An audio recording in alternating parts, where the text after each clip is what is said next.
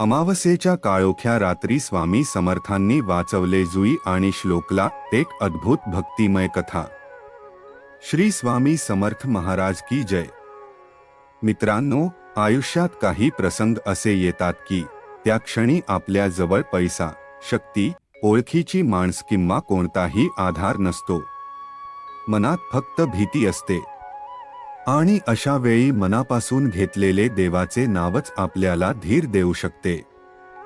आजची कथा आहे जुई आणि श्लोक या दोन भावंडांची।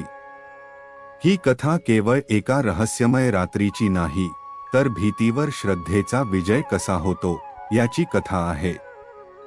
ज्यांच्या मनात स्वामी समर्थांवर श्रद्धा आहे त्यांनी ही कथा शेवटपर्यंत नक्की ऐका। अमावस्येची ती काळोखी रात्र। अमावस्येची रात्र होती। आकाशात चंद्राचा लवलेशही नव्हता। गावाच्या बाहेरच्या रस्त्यावर काळोख पसरला होता। दूरवर एखाद्या कुत्र्याच्या भुंकण्याचा आवाज येत होता आणि वाऱ्यामुळे झाडांची पाने सळसळत होती। जुई खिडकीतून बाहेर पाहत होती। तिच्या मनात त्या रात्री एक विचित्र अस्वस्थता निर्माण झाली होती। ती श्लोकला म्हणाली, श्लोक, आज वातावरण काहीतरी वेगळंच वाटतंय। श्लोक हसत म्हणाला, अगं, अमावस्या आहे म्हणून तुला भीती वाटते? काही नाही, आपण शांत राहूया। पण जुईच्या मनाला ते पटत नव्हते। काही वेळाने दोघांना दुसऱ्या गावाकडे जाणे आवश्यक झाले। प्रवास फार मोठा नव्हता, पण रस्ता काहीसा निर्मनुष्य होता। जुईच्या हातात स्वामी समर्थांचा छोटासा फोटो होता। तिने तो फोटो आपल्या जवळ ठेवला आणि मनात म्हणाली, श्री स्वामी समर्थ, तुम्ही माझ्या सोबत आहात ना? अनोखा प्रवास। गाडी पुढे जात होती। रस्त्यावर फारशी वाहतूक नव्हती। आजूबाजूला अंधार आणि शांतता। काही अंतर गेल्यावर अचानक गाडीचा वेग कमी झाला। श्लोकने गाडी थांबवली। त्याने पुन्हा गाडी सुरू करण्याचा प्रयत्न केला, पण गाडी सुरू होत नव्हती। तो खाली उतरला आणि गाडी तपासू लागला। जुई गाडीतच बसली होती। तिचे लक्ष रस्त्याच्या कडेला गेले। दूरवर तिला एखादी सावली हलल्यासारखी वाटली।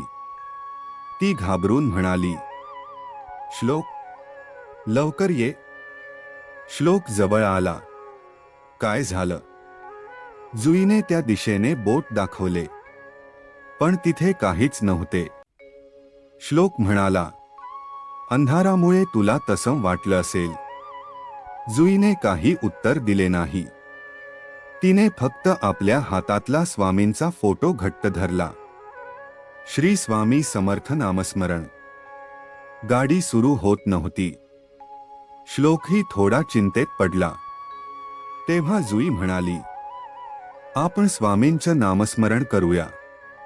दोघांनी डोळे मिटले आणि शांतपणे म्हणू लागले, श्री स्वामी समर्थ, श्री स्वामी समर्थ, श्री स्वामी समर्थ। काही वेळ नामस्मरण केल्यानंतर श्लोकने पुन्हा गाडी सुरू करण्याचा प्रयत्न केला आणि यावेळी गाडी सुरू झाली। दोघांच्या चेहऱ्यावर आश्चर्य उमटले। श्लोक काही क्षण शांत राहिला। जुईच्या डोळ्यात मात्र पाणी आले। ती म्हणाली, मी म्हणत होते ना, स्वामी आपल्याला सोडणार नाही। जुनागडचा प्रवास। या घटनेनंतर काही दिवसांनी जुई आणि श्लोक एका प्रवासाला गेले। या प्रवासात जुनागडचा संदर्भ आला। नवीन ठिकाण, नवीन वातावरण आणि आजूबाजूला असलेली प्राचीन धार्मिक स्थळे पाहताना दोघांनाही मनापासून समाधान वाटत होते। पण त्या प्रवासात त्यांना एक वेगळाच अनुभव आला। एका ठिकाणी ते थांबले असताना जुईला अचानक स्वामी समर्थांची आठवण झाली। तिने श्लोकला विचारले, आपण इथे आलोय, पण मनात सतत स्वामींचंच नाव का येतंय? श्लोक म्हणाला, कदाचित हीच त्यांची कृपा असेल। देवाची आठवण कोणत्याही कारणाशिवाय मनात येत नाही। दोघांनी जवळच्या मंदिरात जाऊन दर्शन घेतले. मन शांत झाले. पुन्हा एकदा भीतीचा प्रसंग. प्रवास संपवून परत येताना पुन्हा रात्र झाली. रस्ता शांत होता. गाडी पुढे जात होती. अचानक जुईला पुन्हा अस्वस्थ वाटू लागले. तिने श्लोकला गाडी थांबवायला सांगितले.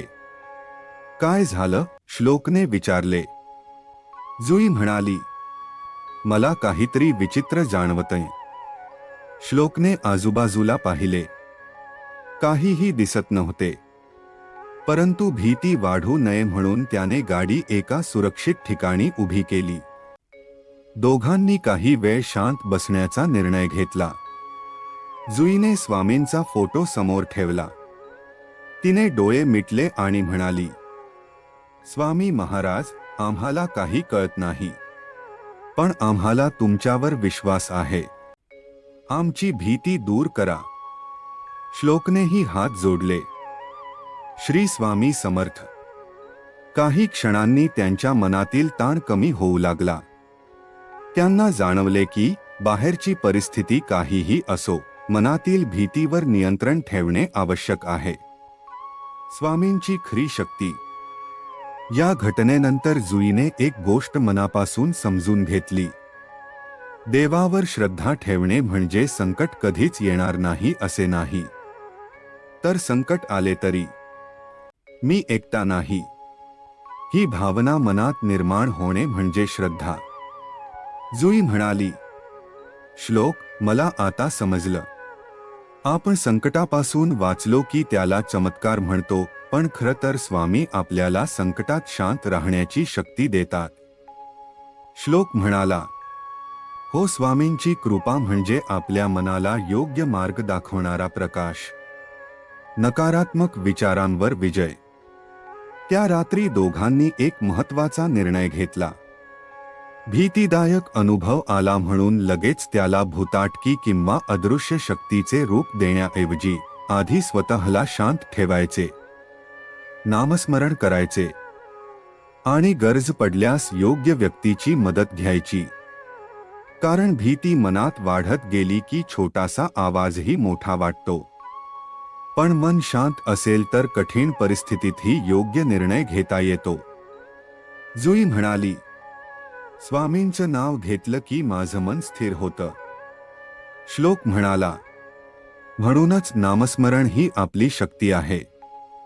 घरात परतल्यानंतर काही दिवसांनी दोघे सुखरूप घरी परतले. घरी आल्यावर जुईने स्वामी समर्थांच्या फोटोसमोर दिवा लावला. तिने हात जोडले. तिच्या डोळ्यात आनंदाश्रू होते. ती म्हणाली, स्वामी महाराज, त्या रात्री आम्हाला धीर दिल्याबद्दल धन्यवाद. श्लोकही स्वामींच्या चरणी नतमस्तक झाला. त्या दिवसापासून दोघांनी एक नियम केला. सकाळी उठल्यावर आणि रात्री झोपण्यापूर्वी काही क्षण स्वामींचे नामस्मरण करायचे. गणपती बाप्पाचे दर्शन. काही दिवसांनी गणेशोत्सव आला. जुई आणि श्लोक गणपती बाप्पाच्या दर्शनासाठी गेले. गणपतीच्या मूर्तीसमोर उभे राहिल्यावर जुईच्या मनात पुन्हा त्या अमावस्येच्या रात्रीच्या आठवणी जाग्या झाल्या. पण यावेळी तिच्या मनात भीती नव्हती. तिच्या चेहऱ्यावर शांतता होती. तिने हात जोडून म्हटले, गणपती बाप्पा, आमच्या मनातील भीती दूर करा आणि आम्हाला योग्य मार्गावर चालण्याची बुद्धी द्या. श्लोकनेही प्रार्थना केली. दोघांना जाणवले की देवाचे स्मरण मनाला किती मोठा आधार देते. कथेचा संदेश. मित्रांनो, आपल्या आयुष्यातही अनेकदा अशा परिस्थिती येतात ज्यांचे उत्तर आपल्याला लगेच सापडत नाही. कधी आर्थिक अडचण असते, कधी घरातील समस्या असतात, कधी प्रवासात संकट येते, कधी मनात भीती निर्माण होते. अशा वेळी घाबरून जाता प्रथम स्वतःला शांत करणे गरजेचे आहे. देवावर श्रद्धा ठेवा, नामस्मरण करा आणि योग्य वेळी योग्य माणसांची मदत घ्या. स्वामी समर्थांचे नाव मनाला धीर देते. त्यांची शिकवण आपल्याला संकटातही संयम ठेवायला शिकवते. शेवटचा स्वामी संदेश. जुई आणि श्लोकच्या अनुभवाने त्यांना एक गोष्ट शिकवली. संकट कितीही मोठे असले तरी श्रद्धा, संयम आणि योग्य प्रयत्न सोडू नये. देवाकडे फक्त संकट दूर करण्याची मागणी करू नका, तर संकटाला सामोरे जाण्याची शक्तीही मागा. कारण श्रद्धा म्हणजे चमत्काराची वाट पाहणे नव्हे. श्रद्धा म्हणजे संकटाच्या काळातही मनात आशा जिवंत ठेवणे. आणि म्हणूनच जुई आणि श्लोक रोज एकच नाम घेत होते, श्री स्वामी समर्थ, श्री स्वामी समर्थ, श्री स्वामी समर्थ.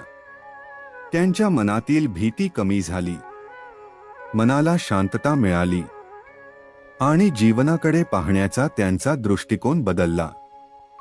श्री स्वामी समर्थ महाराजांचा आशीर्वाद. ज्यांच्या आयुष्यात सध्या कोणतेही संकट आहे त्यांनी घाबरू नका.